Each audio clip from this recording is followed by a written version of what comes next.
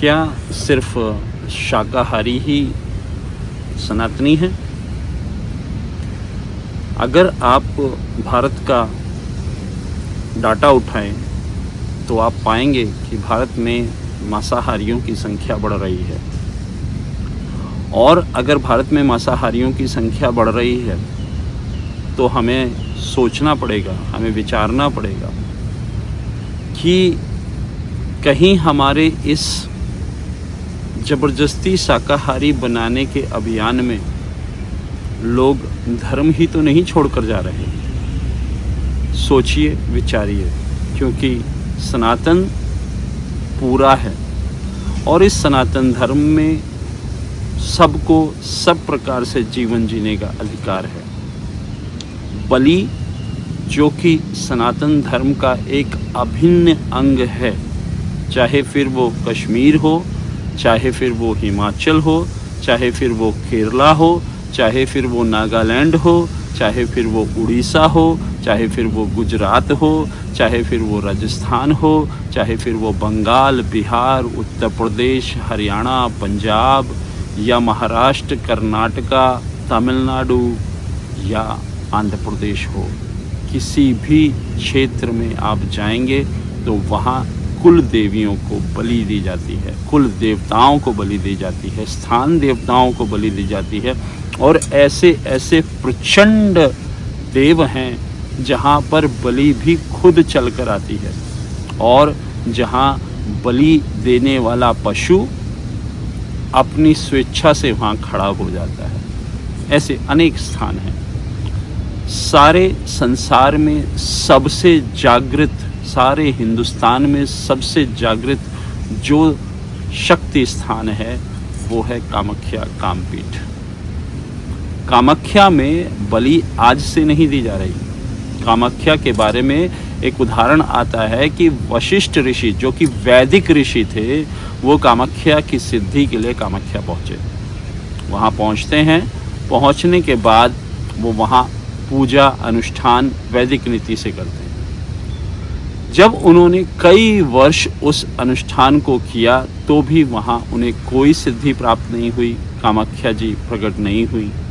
उसके बाद वो कामाख्या जी को श्राप देने के लिए जल हाथ में लेते हैं कि मैं इस पूजा विधि को ही खत्म कर दूंगा, यहाँ कोई है ही नहीं।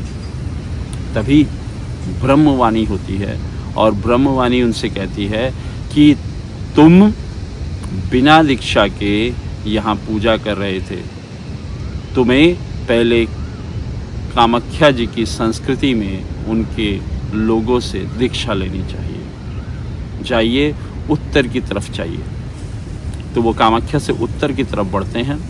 वहाँ पर उन्हें भगवान विष्णु ही स्वयं एक साधु के रूप में और उनके साथ माता लक्ष्मी एक साध्वी के रूप में मिलते हैं, जहाँ पर मांस मदिरा सब रखा हुआ है। अब उनको देखते ही वशिष्ठ जी क्रोध में आ जाते हैं। वो कहते हैं ये कोई तरीका है, ऐसे कभी धर्म होता है?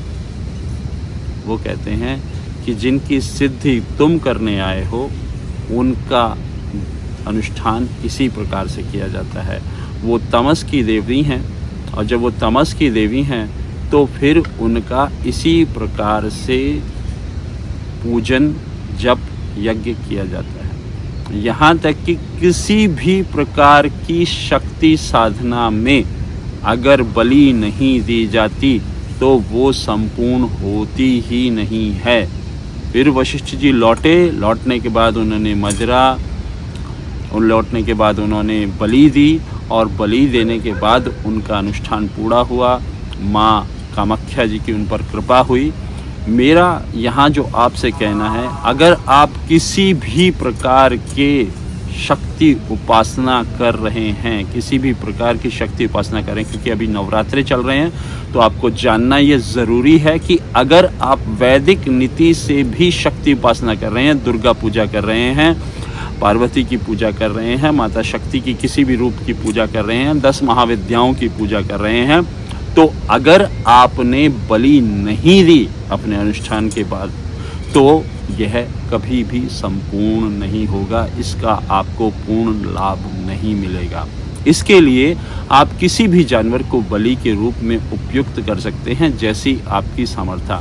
कबूतर से लेकर के मुर्गी के बच्चे से लेकर के आप भैंसे तक की बलि आराम से दे सकते हैं। जैसी आपकी सामर्थ्य उसके हिसाब से बलि दीजिए। जहां आपके लिए मुमकिन है वहां बलि दीजिए। मेरा दावा है आपकी ज़िंदगी बदल जाएगी। सात्विक बलियां भी होती हैं, लेकिन सात्विक बलियां केवल अंतर की यात्रा के लिए होती हैं, उनसे आपका बाहर का कोई लाभ नहीं होता। अगर आप चाहते हैं इस संसार में आपको शक्ति मिले, आपको आपका पौरुष बढ़े, आपका सामर्थ्य बढ़े, आप यशस्वी हों, आप शक्तिशाली हों, आपके सामर्थ्य को दुनिया देखे, तो बलि शुरू करिए। और जैसे ही अष्टमी आ रही है, शायद कल अष्टमी है, तो अष्टमी के दिन आप अवश्य कोशिश करें कि बलि दें। और अगर अष्टमी को नहीं दे सकते तो नवमी को दे दें, कोई दिक्कत नहीं है, 10वीं को दे दें। लेकिन आप नवरात्रों की जैसे ही आपकी पूजा संपन्न होती है तो आप बलि दें, उससे माता दुर्गा का आपको पूर्ण आशीर्वाद मिलेगा और शक्ति सामर्थ्य आपका जीवन बनेगा। ये नवरात्र आप सभी के लिए शुभ हो और आप सबको शक्तिशाली बनाए, यही मेरी प्रार्थना है। जय माँ दुर्गा।